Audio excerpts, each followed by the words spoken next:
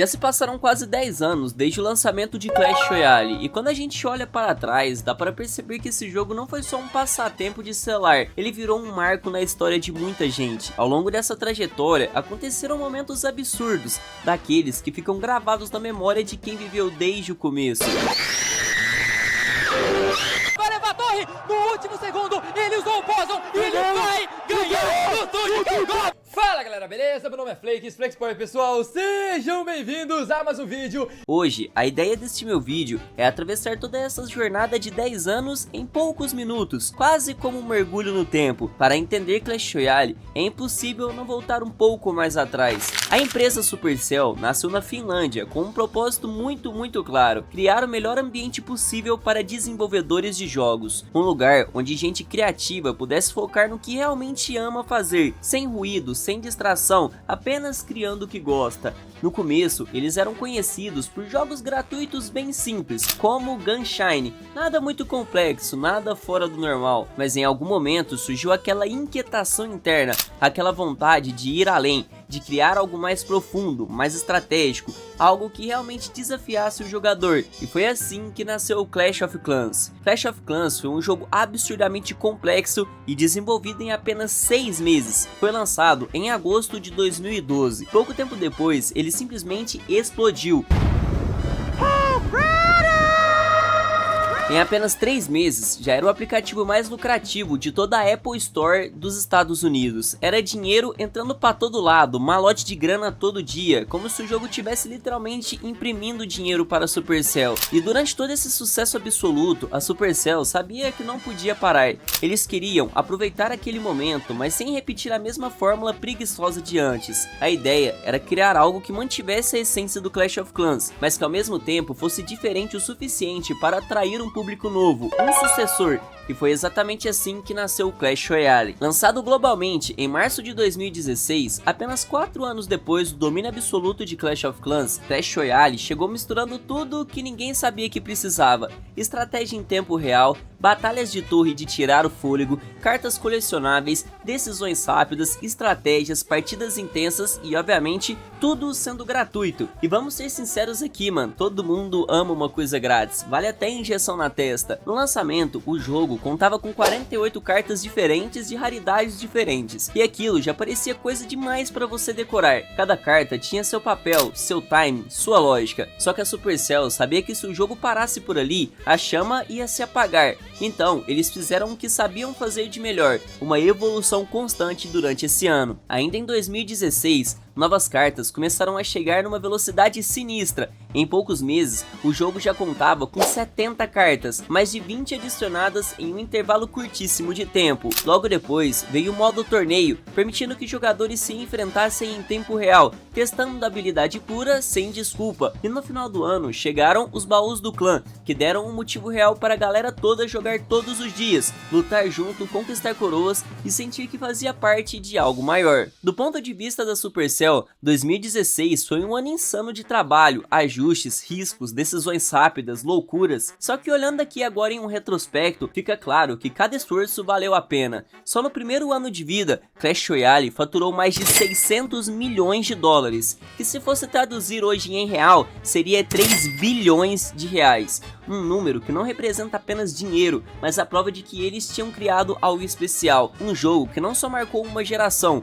mas que redefiniu o que um jogo mobile poderia ser. Entrando em 2017, em março chegou uma atualização de aniversário gigantesca, que introduziu as ligas, e junto com elas, uma das funções mais queridas de toda a história do Clash Royale, o modo 2v2. E foi ali que muita coisa mudou. O jogo deixou de ser apenas competição individual e passou a ser também parceria, risada, estratégia compartilhada. Era aquele modo perfeito para você jogar sem pressão, testar ideias malucas, ou então simplesmente jogar com seu parceiro, sem aquele peso constante de perder troféus. Foi um acerto tão grande que até hoje, muita gente considera esse o modo mais divertido do jogo. No ano seguinte, em 2018, veio uma das tentativas mais claras de tornar o jogo mais competitivo e coletivo ao mesmo tempo: as guerras de clã. Pela primeira vez, clãs inteiros poderiam se enfrentar em arenas dedicadas, disputando com contra grupos do mundo todo, e no fundo, isso faz todo sentido. Se a ideia sempre foi batalhar, nada mais justo do que batalhar representando algo maior do que você mesmo. Com isso, chegaram também os baús de guerra, substituindo de vez os antigos baús do clã. Muita gente estranhou no começo, reclamou, achou uma bosta,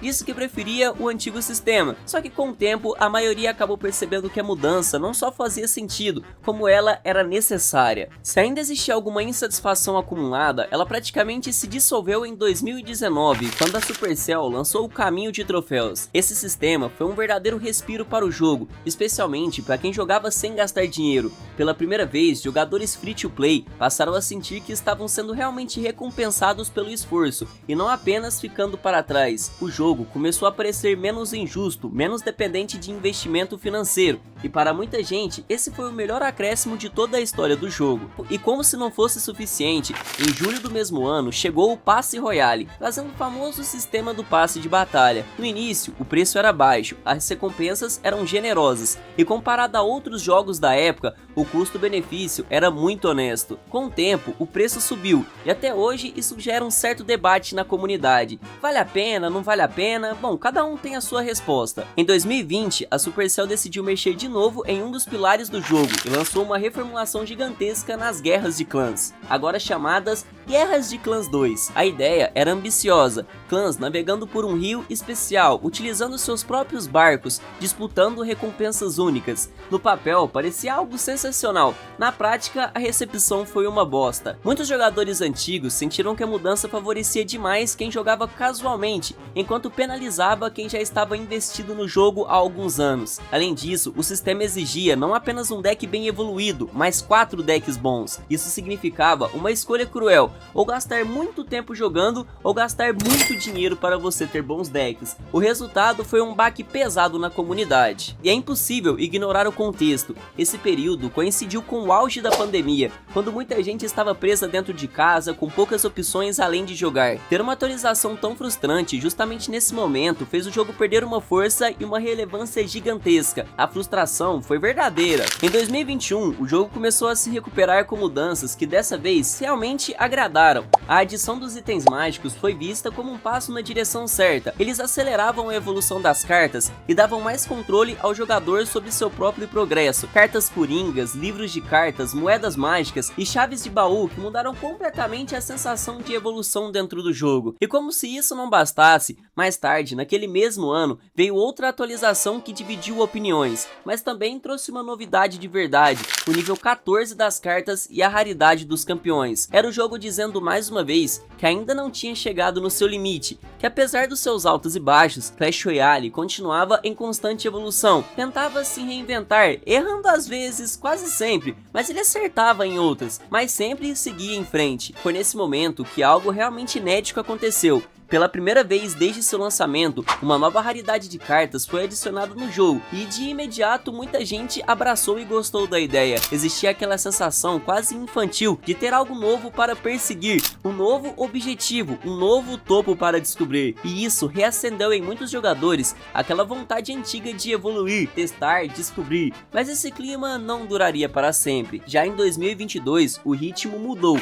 Não foi um ano marcado por grandes revoluções mecânicas, e sim por ajustes visuais e de identidade. A Supercell decidiu investir mais na estética, na personalização, na forma como cada jogador se apresentava dentro do jogo. Surgiam os banners de batalha totalmente customizáveis, moldura, decoração, emblemas, tudo podia ser ajustado. 3 distintivos diferentes poderiam ser exibidos, conquistados jogando, quase como medalhas pessoais, e junto disso veio um redesign completo do perfil. Mas se 2022 foi um ano mais calmo, 2023 veio com força total, e não de um jeito muito positivo. Foi ali que surgiu uma das atualizações mais controversas de toda a história do jogo, a evolução das cartas. Lançada em junho, essa mudança trouxe junto o nível 15, e a reação da comunidade foi praticamente imediata. Para muita gente, aquilo soou como um golpe baixo. Evoluir um deck inteiro até esse novo nível parecia algo quase impossível sem gastar dinheiro de uma forma absurda. E quando eu digo absurda, é absurda de verdade. No anúncio, muita gente se empolgou, afinal de contas, contas, evolução é uma palavra que carrega esperança, e isso você pode até lembrar de Pokémon se você for mais velho. Pokémon ensinou todo mundo a associar evolução com progresso, vínculo, tempo investido. Parecia lógico imaginar algo parecido dentro do jogo, só que a realidade foi diferente. Em vez de evolução construída com dedicação, estratégia, paciência, o sistema parecia girar em torno de uma só coisa: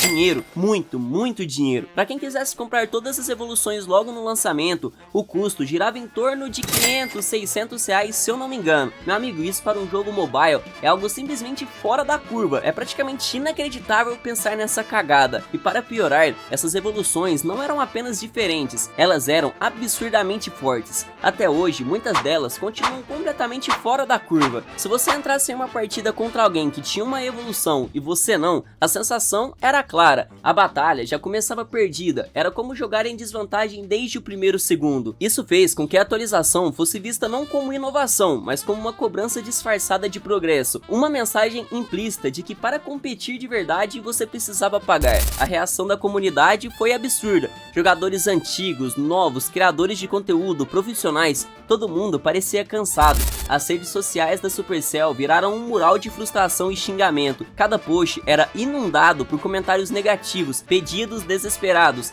gente implorando para que o jogo voltasse a ser o que era antes. Não era apenas sobre uma mecânica quebrada, era sobre a confiança, sobre a sensação de que naquele momento o jogo tinha começado a se afastar demais dos próprios jogadores. Com o passar dos anos, algumas dessas decisões começaram a ser ajustadas, cartas foram balanceadas, números foram corrigidos e pouco a pouco os jogadores aprenderam a lidar com as novas mecânicas, encontrando formas de conter algumas dessas evoluções quebradas. O problema é que mesmo com correções, o estrago emocional já tinha sido feito, aquele gosto amargo ficou em todo mundo, e quando a confiança quebra, não é fácil de você consertar. Muitos jogadores simplesmente desistiram, fecharam o jogo, apagaram da memória e simplesmente seguiram em frente, como quem cansa de insistir em algo que já não entrega o que prometia. E percebendo que a comunidade estava se esvaziando, a Supercell resolveu olhar para trás e se fazer uma pergunta simples, porém inteligente: o que as pessoas realmente amavam no Clash Royale? 2 contra 2, diversão sem pressão, jogar em equipe, caos controlado,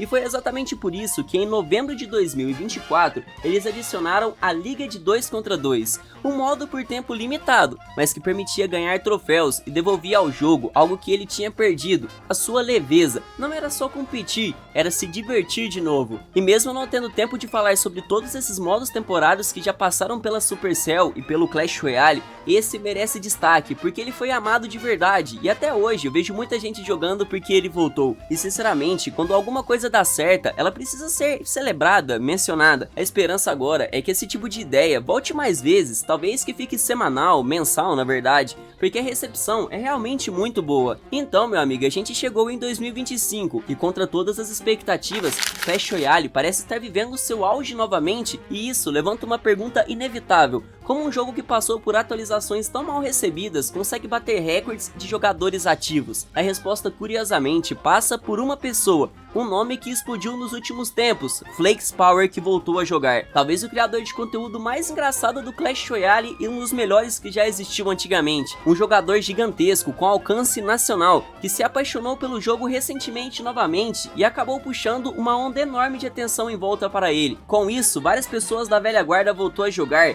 Jelly Clash, Bruno Playhard, Clash War. O cenário competitivo também está mais vivo do que antes. Jogadores como Mohamed Light, Pedro TM, Riley, jogadores são sensacionais que continuam dominando tudo, elevando o nível do jogo e mostrando que o Clash Royale ainda tem uma certa profundidade, técnica e espaço para a genialidade. Na verdade, o jogo possui uma das maiores cenas competitivas de todo o universo mobile, talvez perdendo somente para o Free Fire, que ainda é muito grande. E depois de todo esse hype, toda essa alegria, o Clash Royale trouxe os heróis, algo que muita gente e a comunidade inteira sempre reclama em todos os meus vídeos, falando que são roubados, quebrados, e novamente talvez a Supercell tenha dado um tiro no próprio pé. Os caras são viciados em errar, viciados em somente pensar no dinheiro, dinheiro e esquecer da comunidade. No final das contas, o jogo ainda segue firme, os heróis não foram tão quebrados e assustadores assim. Só que isso me faz pensar quais serão os próximos passos da Supercell, e isso me deixa com um pouco de medo. Mas no final das contas, o jogo continua sendo muito bom, e essa foi a história de 10 anos do Clash Royale em alguns minutos. Se você curtiu, deixa o like e inscreva-se no canal. Um abraço e até o próximo vídeo.